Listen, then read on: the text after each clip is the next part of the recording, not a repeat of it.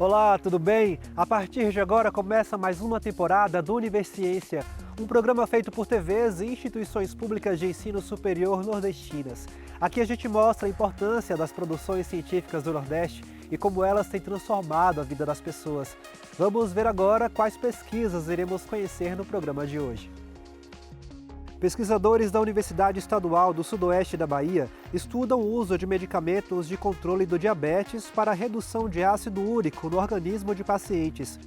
Na Paraíba, pesquisadores estudam o cultivo de tomate híbrido em grande escala. A pesquisa busca garantir um produto de maior qualidade, sem agrotóxicos e com alta rentabilidade para os produtores. Veja também, no estado de Pernambuco, pesquisadores desenvolveram uma tecnologia inovadora que utiliza smartphones na identificação de poluentes presentes na água. E ainda, em comemoração aos 5 anos do Universiência, nós vamos revisitar pesquisas e acompanhar como elas se desenvolveram neste período, como é o caso da pesquisa da Universidade do Ceará, que analisou a capacidade de absorção de carbono por parte dos manguezais. Tudo isso e muito mais você confere agora no Universiência.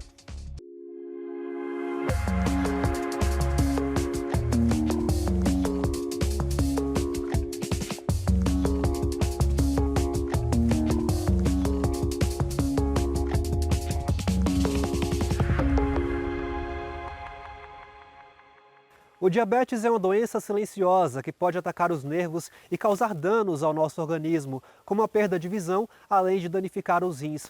Foi pensando na redução desses danos que pesquisadores da Universidade Estadual do Sudoeste da Bahia, campus de Vitória da Conquista, buscam novos medicamentos com menos efeitos colaterais. Acompanhe.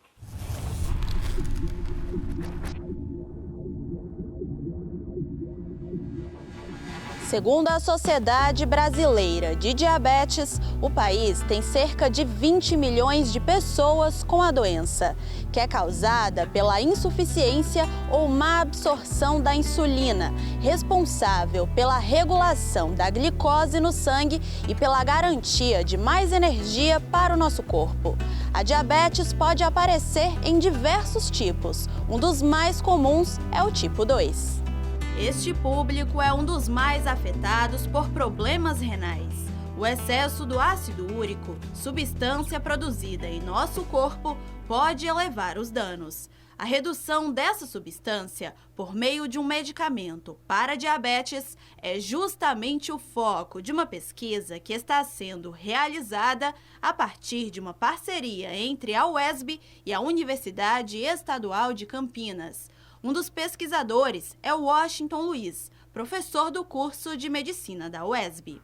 Trata-se de uma investigação do papel do ácido úrico em pacientes com diabetes tipo 2, em que a gente está avaliando o dano renal relacionado ao ácido úrico. E a gente sabe que o ácido úrico é uma substância capaz de danificar o rim, e tem uma nova medicação, que foi uma classe chamada SGLT2, que é uma medicação que iniciou em 2018, e essa medicação ela tem capacidade de controlar a glicemia e ela protege o rim e o coração. E a gente sabe que o ácido úrico participa, como é uma substância danosa, e ao uso dessa medicação, ela reduz também o ácido úrico. Então, o que nós estamos interessados na pesquisa é avaliar quanto que essa medicação reduz o ácido úrico e, portanto, relacionado com essa redução, quanto a gente obtém de proteção renal. De acordo com o pesquisador, a medicação que é disponibilizada para diabéticos pelo SUS faz com que a saída do açúcar pela urina seja proporcional à saída do ácido úrico. Ele explica que a coleta de dados da pesquisa está sendo feita com 50 pacientes que fazem uso do medicamento e serão acompanhados durante 1 ano. O objetivo é chegar a 55 pacientes para fazer análise estatística.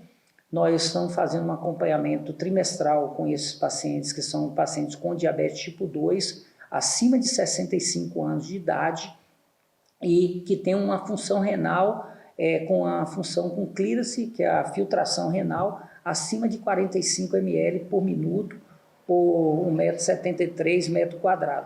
Então, esses indivíduos que preenchem esses critérios estão sendo acompanhados durante o período de 1 ano. Durante os 6 primeiros meses, nós fazemos uma avaliação nutricional, fazemos uma avaliação, o ultrassom de carótidas, para avaliar se ele tem placas na carótida, que são os vasos que levam o sangue para o coração. Fazemos uma avaliação do índice de rigidez vascular, que é o índice tornozelo braquial, e nós estamos fazendo uma avaliação laboratorial, tanto do sangue quanto da urina, e a gente avalia nisso a questão de glicemia, colesterol, o próprio ácido úrico, obviamente, tanto no sangue quanto na urina. O estudo abre portas para um futuro com mais saúde e qualidade de vida para quem convive diariamente com a diabetes. Se a gente consegue comprovar isso, nós vamos ter mais pesquisas se desenvolvendo no intuito de cada vez mais entender a real participação do ácido úrico e tomarmos medidas em novos medicamentos, e já medicamentos que existem, novos medicamentos que permitam que faça o controle do ácido úrico e, portanto, proteja a saúde do paciente. No próximo bloco, você vai ver que na Paraíba, pesquisadores estudam o cultivo de tomate híbrido em grande escala, sem agrotóxicos e com alta rentabilidade para os produtores. O intervalo é rápido, a gente volta já já.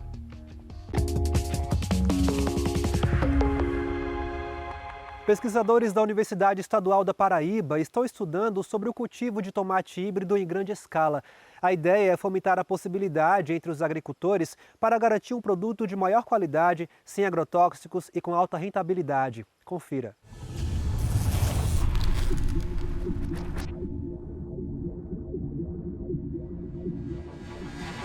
No comércio, é mais utilizado o tomate híbrido porque ele tem uma alta produtividade. Então, como ele tem uma alta produtividade, o lucro para o agricultor ele é maior. No entanto, você tem o custo com a semente, que ele é maior do que um tomate de polinização aberta.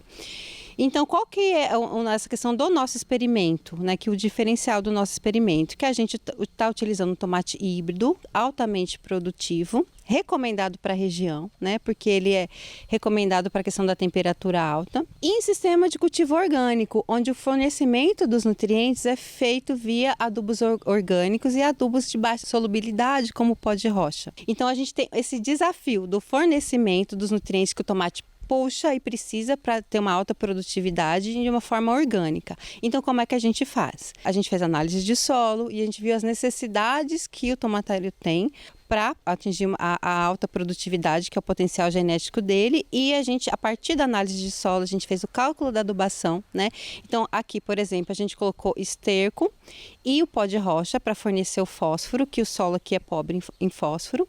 E, além disso, a gente faz também a adubação de cobertura com biofertilizante e com humus líquido, para poder suprir essa necessidade que o tomate híbrido tem. Então, por que o tomate híbrido? Porque ele tem muita necessidade de um adubo. Se a gente faltar com um elemento nutricional, ele já mostra. Aí já vai cair a produtividade. Como, por exemplo, a gente teve aqui um desafio no início do cultivo, que é o sintoma da deficiência de cálcio, que é o fundo preto. Então, o que a gente fez? A gente aumentou o tempo de irrigação, Aí a gente também complementou com a adubação foliar, no caso com calda de cal e cinza, para que a gente possa fornecer esse cálcio que estava faltando para a planta. Então, veja, a gente viu que precisava ajustar, a gente estudou qual era o problema e a gente viu uma forma de corrigir dentro do que a gente pode utilizar dentro da agricultura orgânica. A gente atrai os inimigos naturais para a plantação e a gente preserva esses inimigos naturais. E como a gente pode atrair? Manejo das plantas. Então, por exemplo, o coentro com o tomate são plantas que já são reconhecidas como plantas companheiras. O que o coentro faz com relação ao tomate? O cheiro do coentro espanta as principais pragas do tomateiro, as pragas que disseminam virose, como pulgão, mosca branca. E, além disso, ele atrai os inimigos naturais, que os inimigos naturais eles se alimentam de pólen e néctar também, não só de inseto. Então, esse consórcio favorece a vida do tomate, porque no sistema orgânico, o que a gente faz aqui também é promover a resistência natural da planta. Aqui a gente está num ambiente altamente estressante, de elevada temperatura, que é uma estufa agrícola, Então, como é que a gente faz para promover a resistência do tomateiro aqui? A gente faz uma adubação do que ele precisa, então ele não deixa ele com fome, A irrigação também, de acordo com as necessidades hídricas que a planta tem. e quando eu molho só a raiz, eu não molho a folha, eu tenho menos problema com mancha foliar, também com as doenças foliares. São todas práticas que promovem a resistência natural da planta e faz com que ela fique menos afetada, né? E muitas vezes essas práticas não são vistas com o cuidado que deveria ter, que elas vão influenciar diretamente na questão da suscetibilidade da planta às pragas e às doenças, né? Então aqui a gente começou a cultivar e viu que estavam aparecendo alguns problemas de pinta, que chama mancha de cladosporium, que é uma doença típica em tomate cultivado em condições de casa de vegetação e estufa, né? Então a gente veio com a aplicação da calda bordaleza para poder controlar a doença, né? E aí feito com muito cuidado para não estressar a planta. Aí outra coisa, por que casa de vegetação? A principal praga do tomateiro é a broca. Então, se a gente não controlar a broca em campo, a gente perde 90% da produção de tomateiro. E aqui na casa de vegetação, ela protege, não deixa a mariposa entrar para colocar os ovinhos para a larva broquear o fruto. Né? Então, é uma outra coisa para os agricultores se estimularem, porque o tomate é uma cultura que tem muito valor, principalmente tomate orgânico, porque é escasso, ninguém consegue produzir. Então, os agricultores podem se estimular em uma estrutura para produzir tomate orgânico e outras culturas mais sensíveis para vender na feira, né? Ou para venda direta, enfim, para disponibilizar no mercado essa riqueza para a nossa vida, né, para o meio ambiente. Então, a gente tem muita tecnologia desenvolvida, o que falta é a gente aplicar, né, e mostrar que dá certo, sim, né, se a gente colocar a mão na massa. Cientistas da Universidade Federal de Pernambuco desenvolveram uma tecnologia inovadora no programa de pós-graduação em Química. O método consiste em utilizar smartphones para identificar poluentes na água de forma mais rápida e acessível.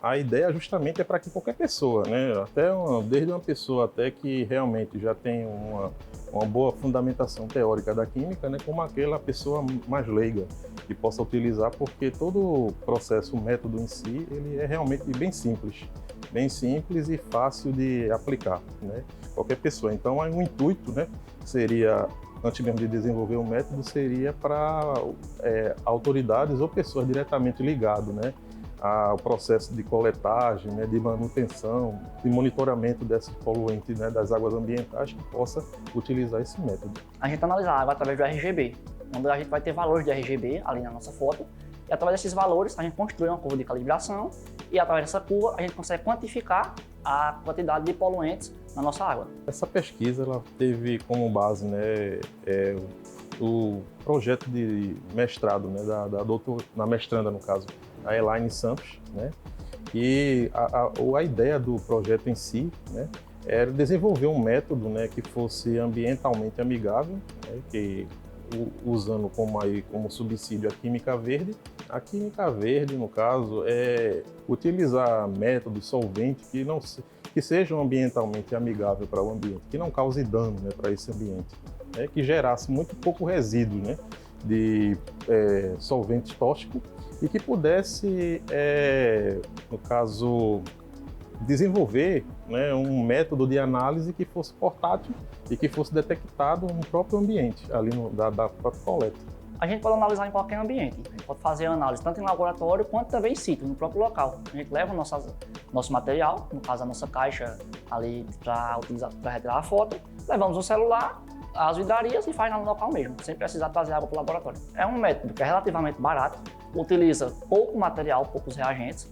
A gente vai ter aí cerca de 300 microlitros, então é um volume irrisório, basicamente, muito pouco, muito baixo. E não vai ter risco de contaminação tanto ambiental, com descarte de reagente, quanto também com a lixa, que não vai estar trabalhando com materiais que são altamente tóxicos.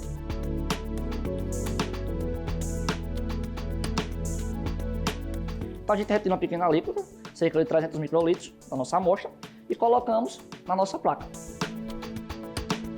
Então, para retirarmos a nossa imagem digital e vermos e fazermos a nossa curva de calibração, a gente vem para uma câmara escura, onde essa câmara contém LEDs para deixar a iluminação uniforme. Então, adicionamos aqui, ligamos nossos LEDs e fechamos nossa caixa para que não haja interação entre a luz externa com o LED que está aqui na nossa caixa. Então aqui a gente vem com o smartphone, todo mundo hoje tem um smartphone, e utilizando o aplicativo, por exemplo, o Photometrics, a gente consegue capturar a nossa imagem aqui pela câmera do smartphone, para que a gente possa fazer a nossa curva de calibração e quantificar a nossa amostra real, no caso a amostra que está contaminada. E a metodologia é relativamente fácil, então qualquer pessoa que for ali treinada por nós, aqui no laboratório ou por qualquer outro químico, consegue fazer essa metodologia. Uma vez que não vai trabalhar com equipamentos que são relativamente caros, a gente vai trabalhar com smartphone, então você pode usar seu próprio smartphone, e a metodologia é bem simples, rápida e prática. No próximo bloco, vamos celebrar os 5 anos de Univerciência, revisitando pesquisas que fizeram a diferença no dia a dia das pessoas. E a nossa retrospectiva começa pelo estado do Ceará. O intervalo é rápido, a gente volta já.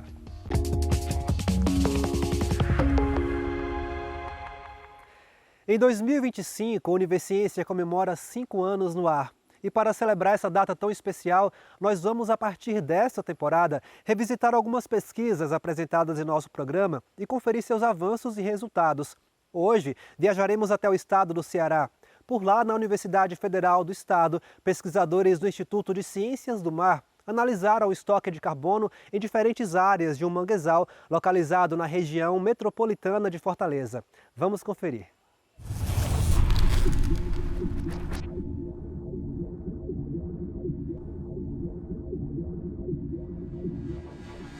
Os manguezais cumprem uma importante função na natureza. Eles estabilizam a costa, reduzem a erosão causada pelas marés e suas raízes servem de berçário natural para diversas espécies de animais.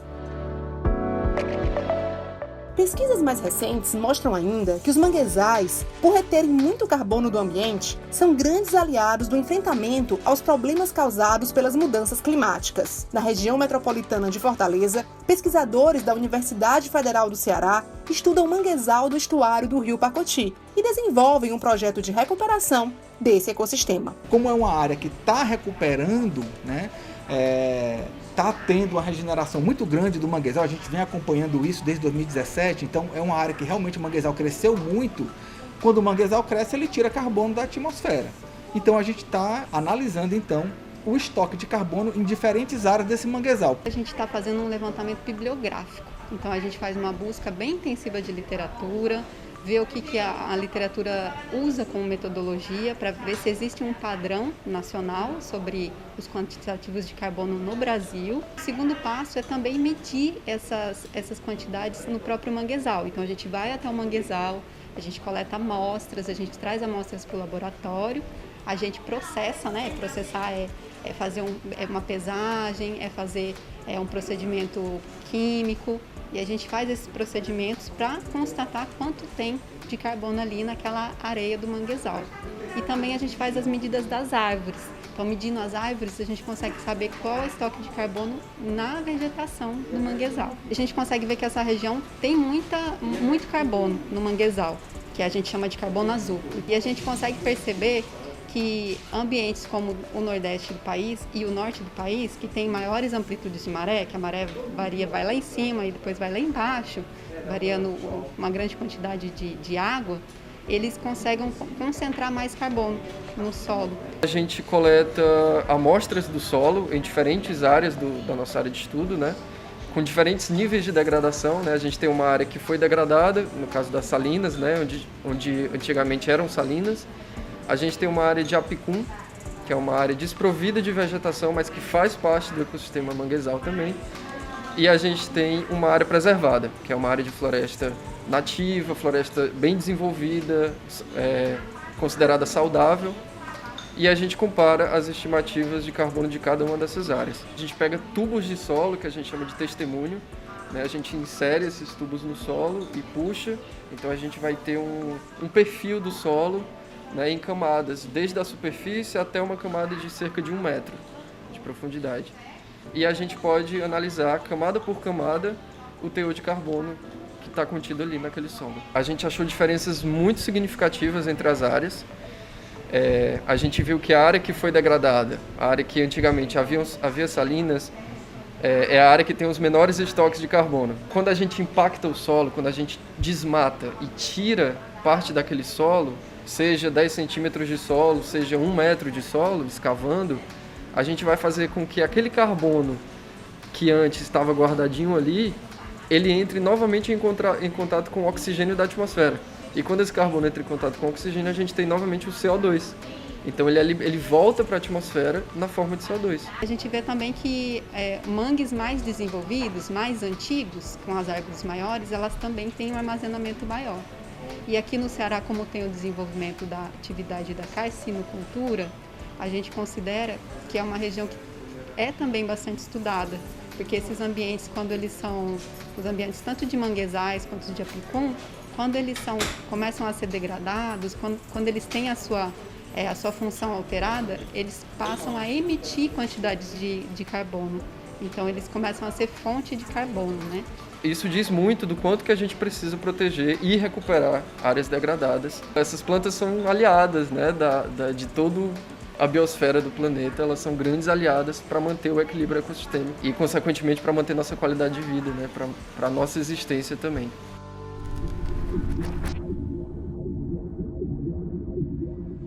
De 3 anos para cá, esse projeto caminhou. Dentro do projeto, vários alunos participaram. Foram feitos TCCs, dissertações de mestrado, teses de doutorado, que resolveram algumas perguntas que a gente tinha do início. Questão das facilitadoras, questão do carbono, quanto de carbono tinha, quanto de carbono ia estocando ao longo do tempo. Essas perguntas foram todas respondidas com esses trabalhos de conclusão e com a publicação dos artigos em revistas internacionais. À medida que isso foi acontecendo, novas perguntas foram surgindo dentro do projeto.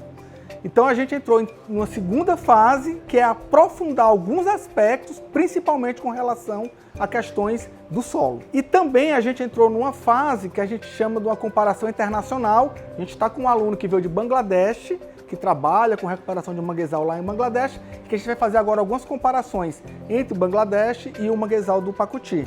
E aí a gente vai aprofundar algumas questões com relação ao solo. Com a continuidade do projeto, a gente espera que de fato o manguezal se recupere. Nesses primeiros resultados que a gente tem da área, a gente tem acompanhado um acúmulo de carbono no ambiente e, além disso, a gente tem avaliado outros serviços ecossistêmicos que são prestados por esse manguezal em recuperação.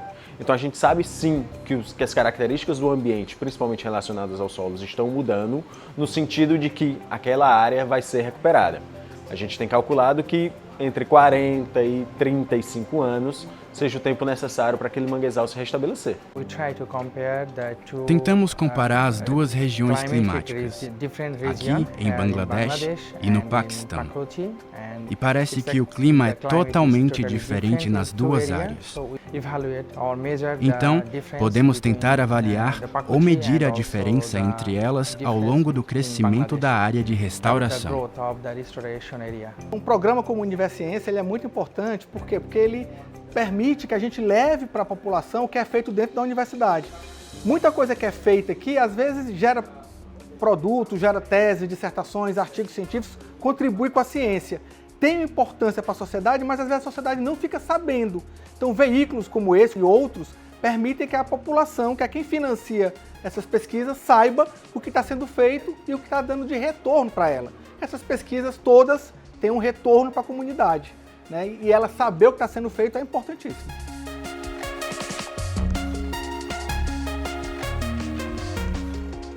O Universiência de hoje fica por aqui. No próximo programa traremos mais pesquisas inovadoras para a gente conhecer o que tem sido produzido nas instituições públicas de ensino superior nordestinas. Caso tenha alguma dúvida ou sugestão, envie um e-mail para universiencia@uesb.edu.br que a gente te responde em um próximo programa. Muito obrigado pela sua companhia. Até mais.